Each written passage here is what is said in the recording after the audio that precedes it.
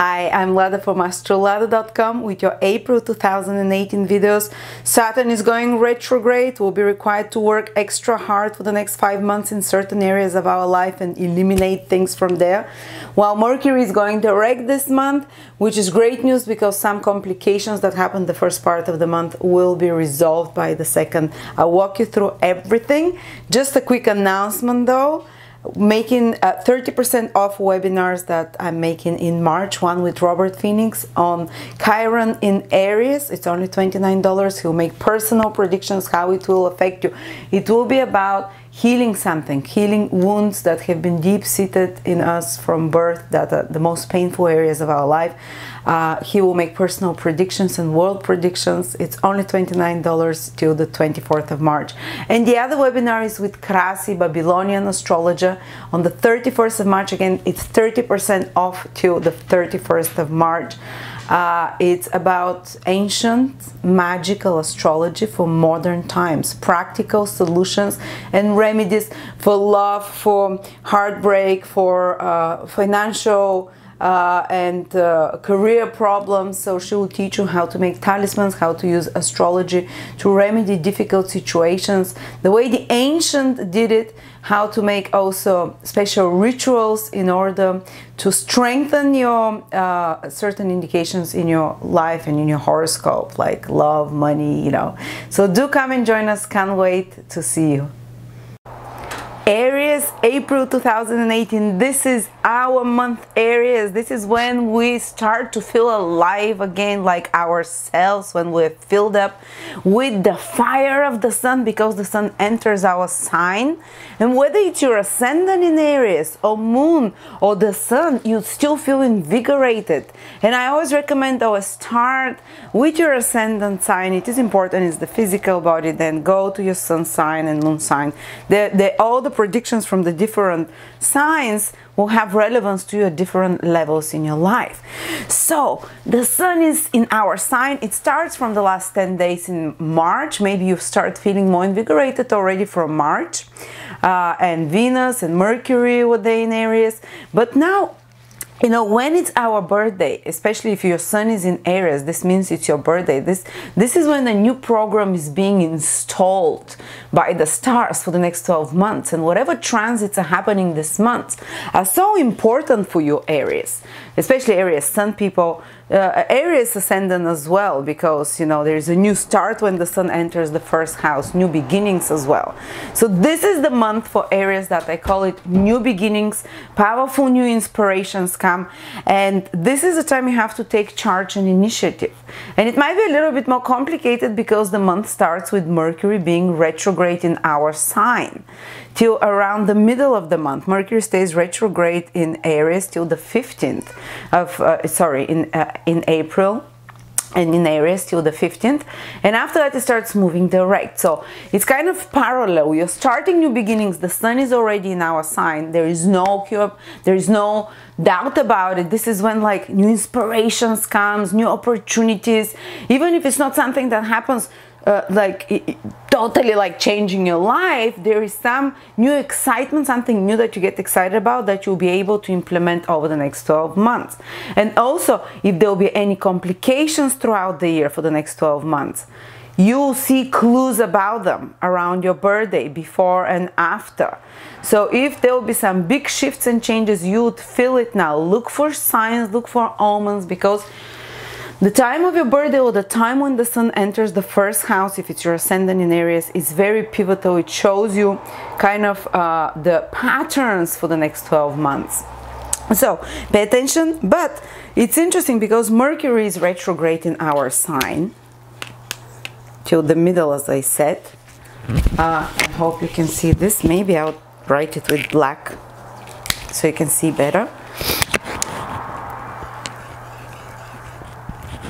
So yes, new beginnings are allowed for Aries, they should do them, but at the same time you're completing something from the past and you're correcting some mistakes. It's like parallel, because Mercury retrograde about checking miscommunications, misinformations, checking some projects we've been working on, correcting them, going over them, editing them. So Aries have their work cut out the first 15 days of April and the last 15 days of March, because they are, you know, they are revising. Also Mercury is very much connected to business relationships, personal relationship, communications of any sort. This is when buried communications come to the surface. Something that you've been wanting to say to others, something that you've been bottling, or maybe others have been, but because it's in your sign, I think it's instigated by you. You know, it's in our sign, so we're the ones that kind of bring up those important things that we need to talk about. And something, maybe some information that you were missing comes to you. Some information that was lacking, like last time when this happened, Mercury was retrograde in Aries over my planets. I found out things that I was a bit shocked of, and I finally spoke up and I broke up business and personal relationships with people. So it can be a bit of a crisis, but excitable, because Mercury and the universe wants to release you from mistakes, wants to release you from inaccuracies. And that's when it's being done, when Mercury is retrograde in our sign. On a positive note, it can mean you're completing some, Mercury is very business planet. It's about writing, speaking, communicating, emails, exchange, administrative work, working on some commercial activities of any sort, completing projects. And retrograde is about completing, checking, using your skills. Mercury is the planet of skills, and you'll be asked when planet is retrograde to use your skills 3 times more intensely. Which means more effort from you, but at the same time the results, once Mercury starts moving direct, and you'll probably see the results by the end of April, are 3 times more lasting.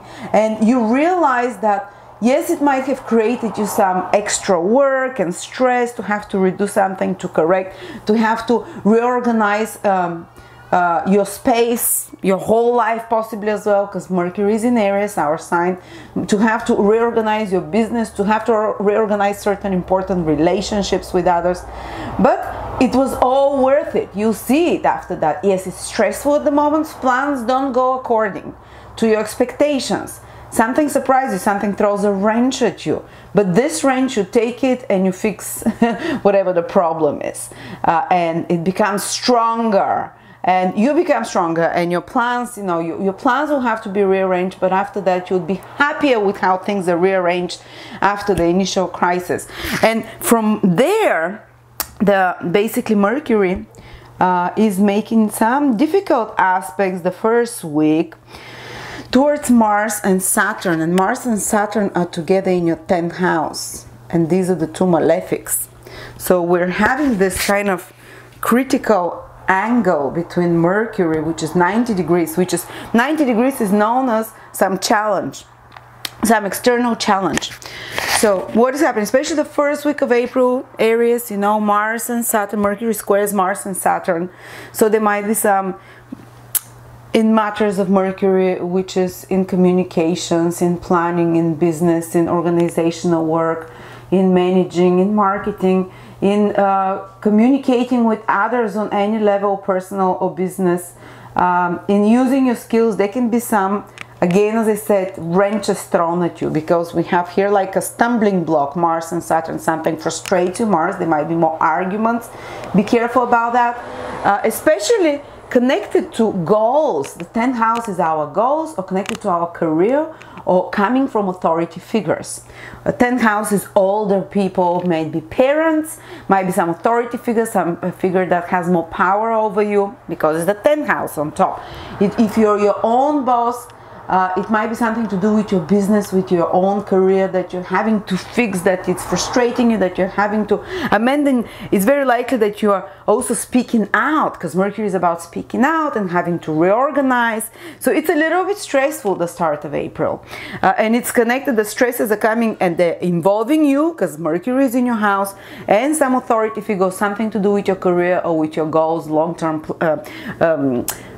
something that is visible to others, that directly involves the structure of your life as well. The 10th house is structures and organizations that are organization of your life, so to speak.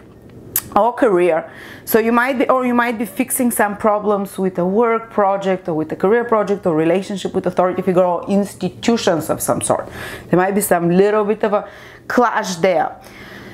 That needs to be corrected, but thankfully from the middle of April, Mercury starts moving direct. It will again make the square aspects to Saturn by the end of the month, and later in August in Taurus to Mars.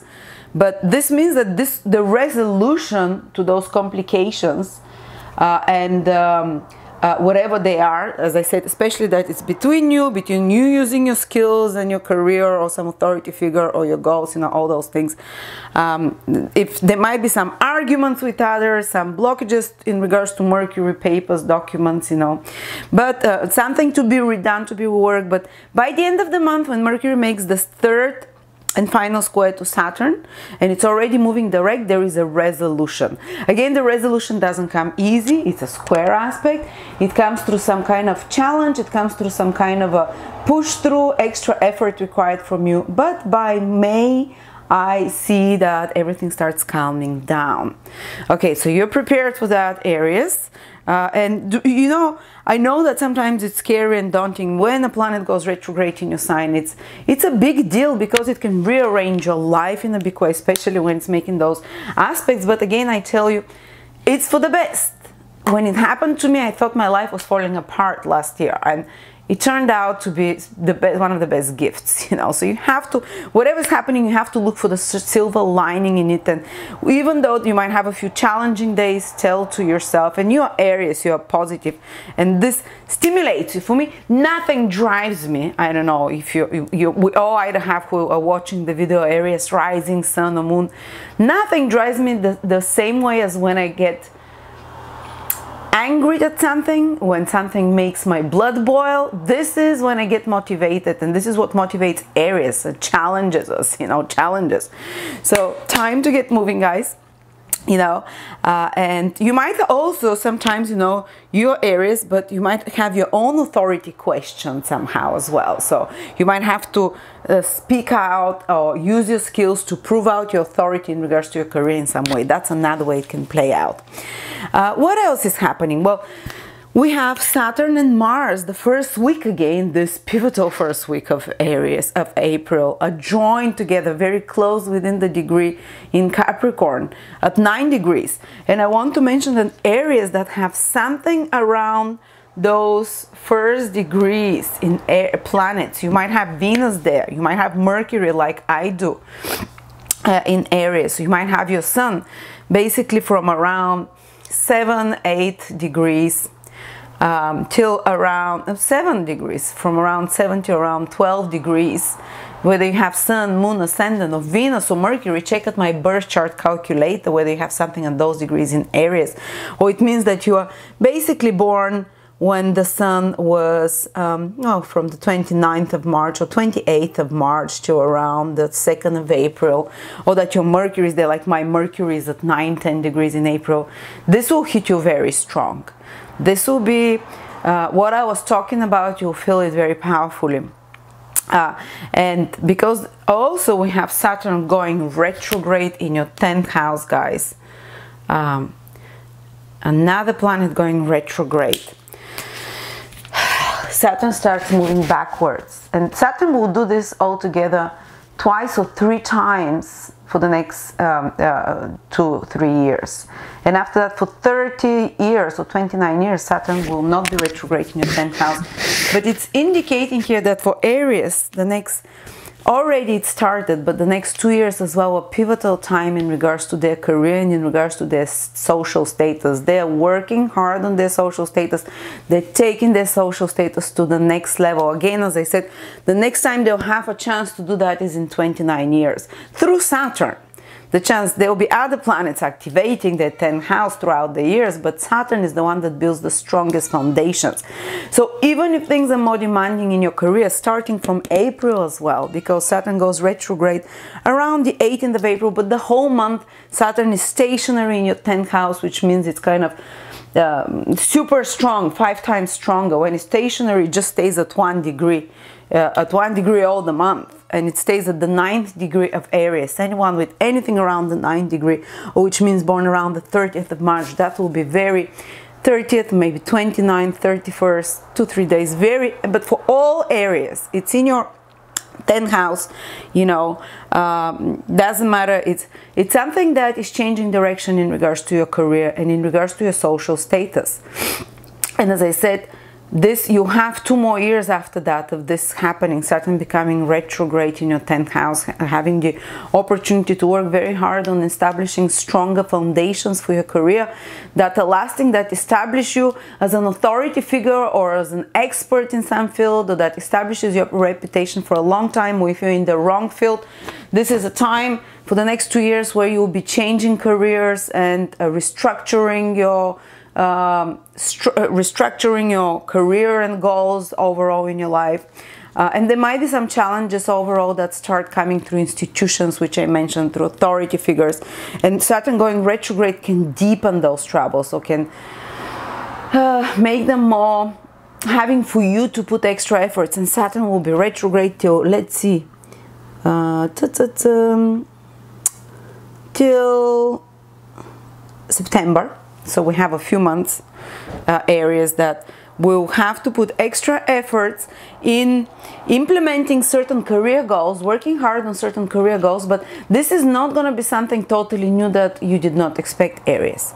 This is something that already you knew might be an issue, or something that already you knew you'd have to work extra hard on. It doesn't necessarily need to be an issue or problem. Saturn is about working hard. Saturn is about fixing mistakes. Saturn is about building foundations. Saturn is about materializing something. And of course, Saturn, you know, building foundations is the hardest thing to do, because it takes 3 times longer, 3 times more effort, and you still don't see any building, you know. So that's kind of the period that you do the dirty work in regards to your 10th house, in regards to your social status, in regards to your career. And social status can sometimes involve marriage as well, so you might have to do some extra work there. So from April, you'll be asked till September to work extra hard in that field of your life, maybe with the involvement and having to deal with institutions, with organizations, with kind of legalizing yourself into the social structure of society, into the having to deal with authority figures, with institutions of any sort, and having to it's not bad, you know, everyone needs a certain period of their life to do that. It's just more frustrating because Aries is such a sign that just wants to move forward, not deal with bureaucracy and order and structure. But you'll be asked now to do that, and you'll be asked to put much more extra efforts. And the retrograde period is when we do the hardest part of the work. And when there are any problems in regards to career, in regards to institutions, in regards to all those 10th house things, or with father figures, with authority figures, or with your own inner authority, then they come to the surface to be worked out on.